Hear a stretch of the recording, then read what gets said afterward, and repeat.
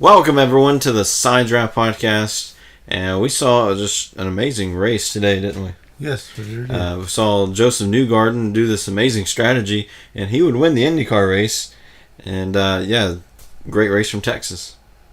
Yeah, but we're talking about Michigan. Oh, Xfinity. You see that's the thing. It's like these the trucks were in Texas, so we just didn't get on that plane yet. Okay. To go back to Michigan, so Where we need to go. Yeah, let's go. All right, so anyways, that was probably a horrible joke, but here we are to recap the Xfinity Series race, and yes, the IndyCar race was very wonderful. Wish we could do a podcast on some of those races. Possibly.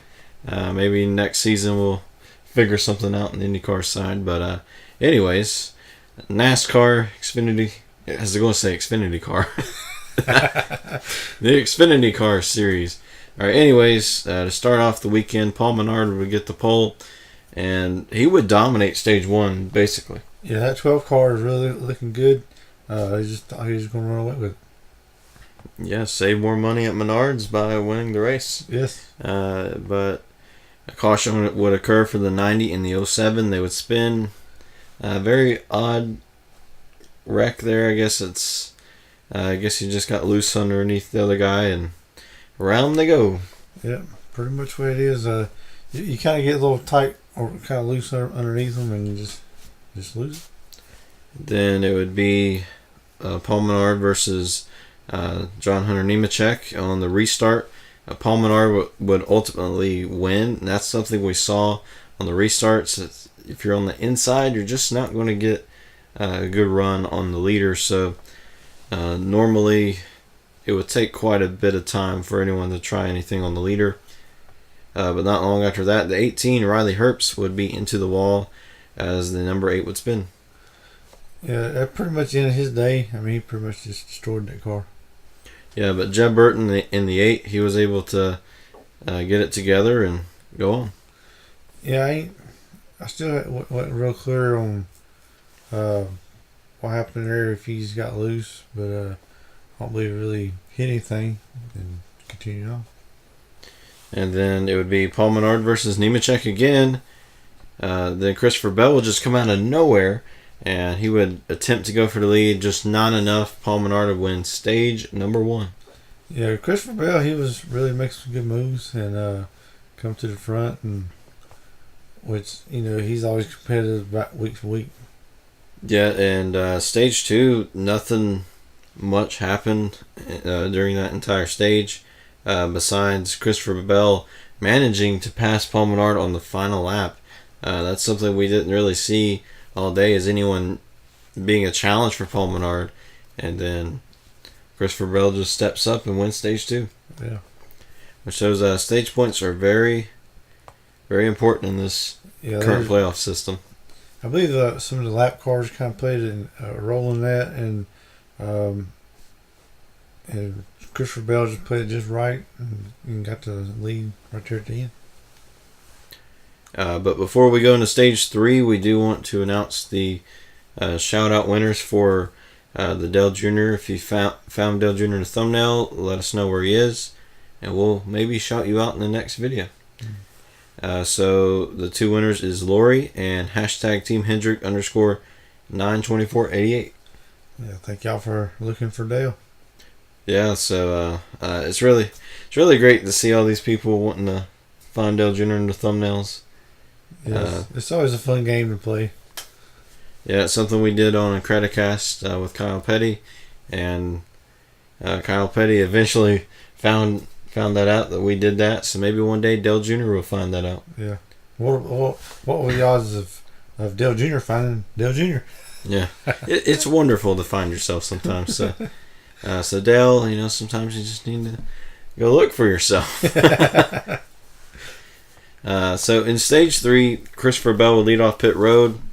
Bell would just get a pretty sizable lead at that point until the 08 of Gray Galding. He would spin, causing another caution.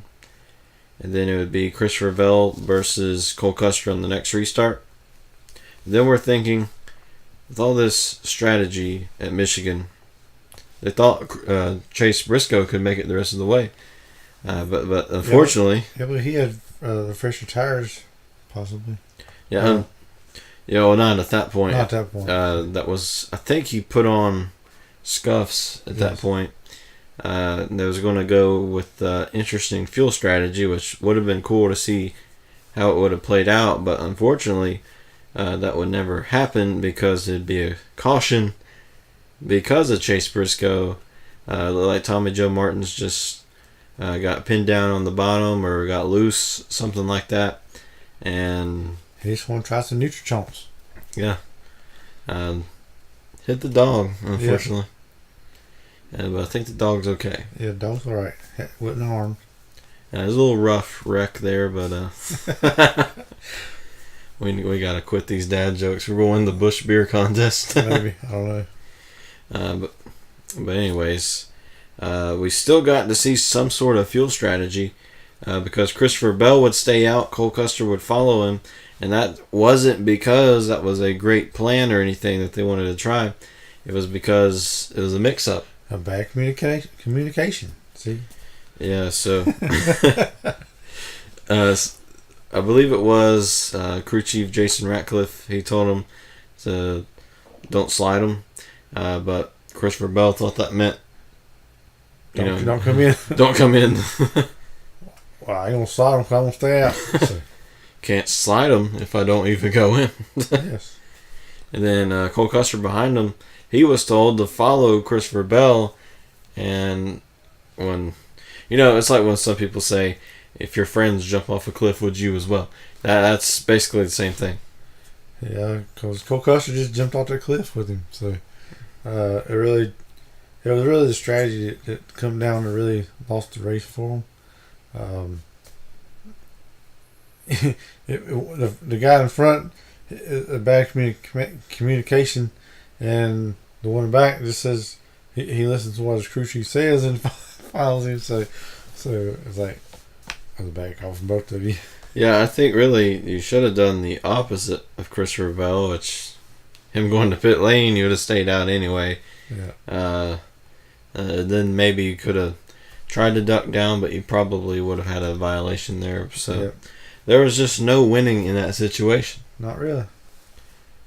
So because Cole Custer and Christopher Bell is pretty much class of the field at that point anyway. Yeah, the fabled Big Three was basically the Big Three, and you had Paul Menard sprinkled in there, and Paul Menard really he had the dominant car, even though you couldn't really tell who was the best because no one really got out there in the lead for that long besides Paul Menard.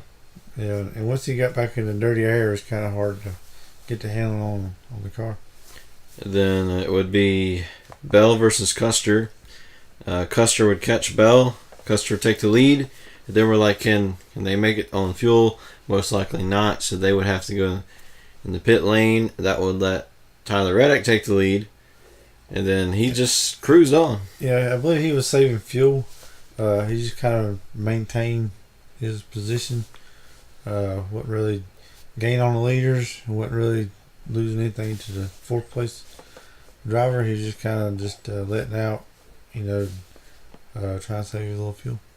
Yeah, so maybe that will teach Christopher Bell and Cole Custer some lessons moving forward. Because imagine if this happened at Homestead. Wow, that'd be devastating there. Which we're going to see some sort of fuel strategy at Homestead, especially the fourth car.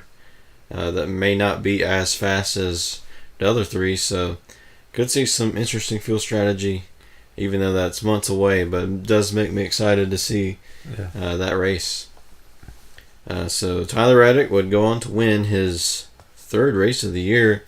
At the beginning of the year, I was kind of concerned for the team because that was a team that Daniel Hemrick just couldn't never get in the victory lane, but Tyler Reddick was able to take the momentum from the championship, take that experience, and go on to win 3 races.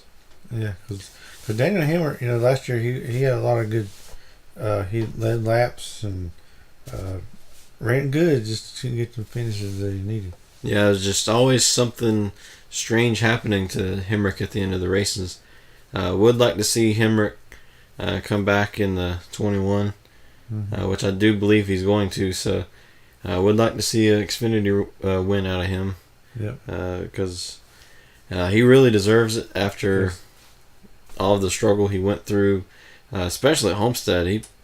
He possibly would have been the champion in 2017, but unfortunately was not due to a battery issue, I believe. So yeah, kind of too bad for him. Yeah. Anyways, that was our review of the Xfinity race, not the IndyCar race. And also, I thought it was a good run by Noah Gragson. He come and finished second. I mean, he really ran a good race. Had a little bit of damage onto his car. And really, all the Junior Motorsports cars finished top 10. So that's pretty impressive by them. Yeah, even Jeb Burton, after spinning, he would go on to finish 8th, either 8th or 9th. So great top 10 finish out of that team. Yeah, Michael Nett was on 3rd. So yeah, just barely lost that second place finish by Noah Gragson passed him last minute. So yeah, great run by Annette. He's showing a lot of speed lately. So don't necessarily count him out for this championship.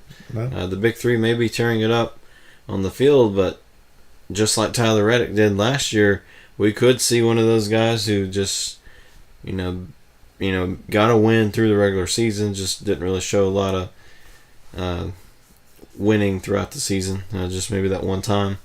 Then makes it to Homestead, uses a great strategy, and they're the champion. So that's all it really takes to win a championship. Yep. You just got to be the smartest on strategy. You just got to survive till Homestead and run the best race of your life. You just got to not slide them, Yep. All right, so before we get into all this Homestead talk already in Michigan or Texas, wherever we are. We're somewhere in the world. Yeah. We're talking about being in Michigan and Texas and Homestead, and we're just in North Carolina, so so many states all at once. Anyways, hope you enjoyed this video. And yes, it is midnight, so that's why it kind of sounds really weird tonight. But thank you for sticking with us, and we'll see you for our Cup race review hopefully tomorrow. There's some rain in the forecast, which is never good, which it might be good if it comes down to a strategy. Possibly. I know I might be the only person in the world that loves strategy races, but it's really interesting to me. Maybe get the vortex theory going or something. Yeah, Darrell Waltrip saying fire them up. Yep. Which is sad because it might be the last time we'll hear Darrell Waltrip talk about the vortex theory in the broadcast, because I don't think he's going to be talking about it at Sonoma. Yep. So no matter what side you're on, it might be the last time you'll hear about it. So. Yep. We're going to miss Darrell. Yeah, we're going to miss the vortex theory. unless Mike Joy brings it back. Yeah. Which I think he might, but it might live on. Vortex lives on. We'll see you tomorrow or Monday for our Cup Series race review.